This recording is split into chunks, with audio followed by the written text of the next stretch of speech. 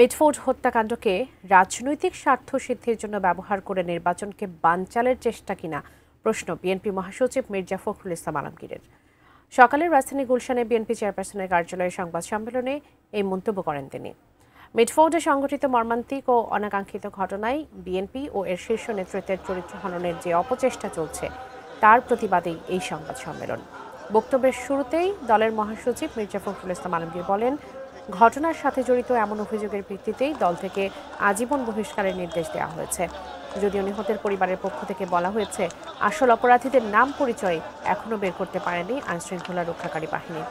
মির্জা ফখরুল বলেন, দেশে সংঘটিত বিভিন্ন হত্যাকাণ্ডের নাম জড়িয়ে বিএনপির শীর্ষ নেতৃত্বের চরিত্র হননের চেষ্টা করা হচ্ছে এবং পরিকল্পিতভাবে রাজনৈতিকভাবে মিটফোর্ড হত্যাকাণ্ড ঘটানো হয়েছে কিনা সেটি নিয়েও সন্দেহ করার যথেষ্ট কারণ রয়েছে। প্রশ্নে আমাদের কোনো আপোষ নাই। আমরা নির্বাচন চাই, যে সিদ্ধান্ত হয়েছে সেই সময়টাতেই আমরা নির্বাচন চাই। যারা আজকে তারেক সাহেবের বিরুদ্ধে বলে তারা গণতন্ত্রের শত্রু, যারা বিএনপির বিরুদ্ধে বলে তারা গণতন্ত্রের শত্রু, এই দেশের মানুষের বিরুদ্ধে কথা বলে বন্ধুগণ।